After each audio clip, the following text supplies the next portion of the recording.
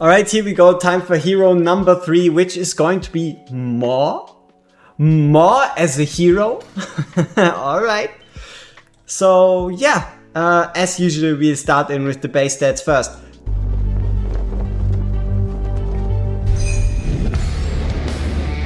Our research begins.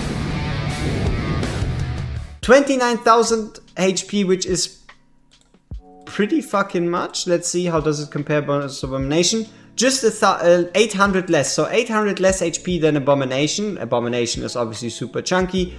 5,744 attack, which is decent. It's obviously nothing super crazy. Like, for example, Salazar has 6,500 arrogance. He has more than arrogance, more than lust, but these units are also ranged. MAW's range is 1 tile, which makes him already pretty...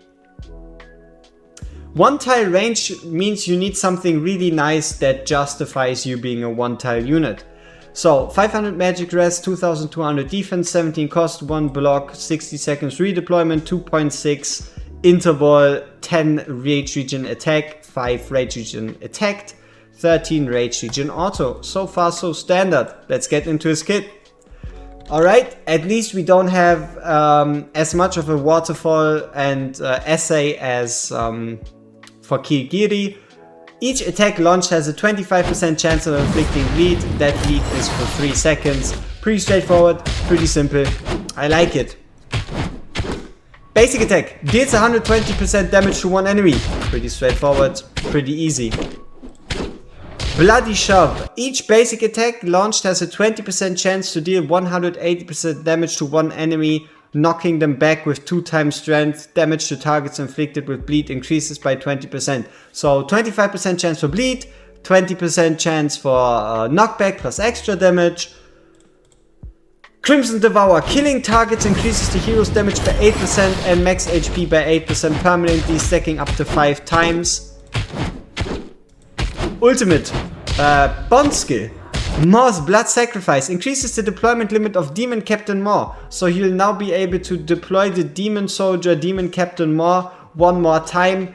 I did talk to some endgame people, endgame GVG dudes, and apparently MAW is one of the best counters against Ingrid defenses, so having an extra deployment is actually something really useful, but mainly only for like endgame GVG stuff. So if it stays the way it is, his deployment skill isn't going to matter for like 95% of us. Lastly, Impalement. 900 rage cost, 400 rage on deployment, 8 tiles around him range. The hero executes 1 enemy within range, doesn't apply to elites or bosses, and he gains these stat boosts after short delay. Attack speed plus 100, attack plus 30% for 15 seconds. Okay. Let's compare what he does against Gluttony, right? Gluttony basically does the same thing. So, Gluttony, same rage cost, same deployment, rips and kills 1 enemy in range, does extra damage if it is not an elite, and also regenerates HP. So rather than a stat boost and an attack speed and attack boost, he gets max HP. It is the same cost, the same range. Okay. And MAW's talent, after eliminating an enemy, increases max HP by 6%, 5 times with a cooldown, and MAW has 8% and 8% damage. So 8% HP, 8% damage up to 5 times permanently, which would mean 40% extra HP and 40% damage. Okay, that is MAW. Let's have a look at his awakenings. A1. Basic attack on targets inflicted with bleed recovers 5% of max HP for the hero. Interesting. Crit rate plus 8%. Suspicious choice for A2. When impalement is triggered, immediately restores rage by 100%. Cooldown 90 seconds. Attribute bonuses from the 2 ultimates can stack. So basically, if you have him at A3, he can ult twice back to back. Okay. Penetration plus 8%, so he is missing that extra attack, which could be very, very devastating. And Bloody Shove guarantees a crit hit on targets inflicted with bleed, is the most useless A5 I've read in a while. Definitely up there with other A5s. So overall, not that overwhelming.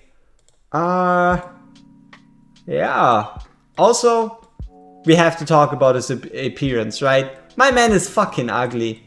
Like, he has the same fatness as Pope Gluttony Greed, but he even has that additional gore factor with like these two bones coming out of his hand, the chains, the heads, the arms, all the cuts, scars. Like, he has a gory design, yes, but he is gory to the point where he is revolting. Like, I don't really like looking at him. He's a bit over the top, you could say, but he does have that butcher look, that butcher feel. And yeah, I think he's way too similar to Gluttony, which is, I don't know, he feels like a Gluttony in Legendary, but worse. So maybe we get a MAW rework, because MAW has also been on the Forerunner server forever, and he has been pretty decently underwhelming. But yeah, so what we're going to test in the following parts is going to be we'll test his damage in Guild Boss, because why not? But mainly we'll have a look at the bleed uptime, because if he can be a reliable bleed hero, that would at least make him viable. So we'll compare his uptime with the Salazar at A0. Yeah. Alright. Alright, yeah, we just have to talk about his voice. It just sounds so off. I am the demon weapon unleashed! So that's Torador, and now MAW. The flesh will make a fine meal. The flesh will make a fine meal. Alright, one positive, without completely BP maxing him with like, for example, in H's Red set, he already reaches 105k BP at A0, and that is very, very impressive. Alright, so I did think about finishing it off with like a bleed test or something to show you if he's better or worse than a Salazar and whatnot, but as you might have noticed in the skill showcase already, his auto ultimate is obviously auto ultimate, right? It only triggers if he actually executes someone, so he can't even get his attack speed and attack boost against the guild boss, which basically disqualifies a huge part of his kit, even 2 parts, because he can't kill the guild boss, which means he's definitely going to be the worst bleed choice possible for Guild Boss 1, Guild Boss 2, and the like. He is... Alright, before we get to the final conclusion, let's look at BP.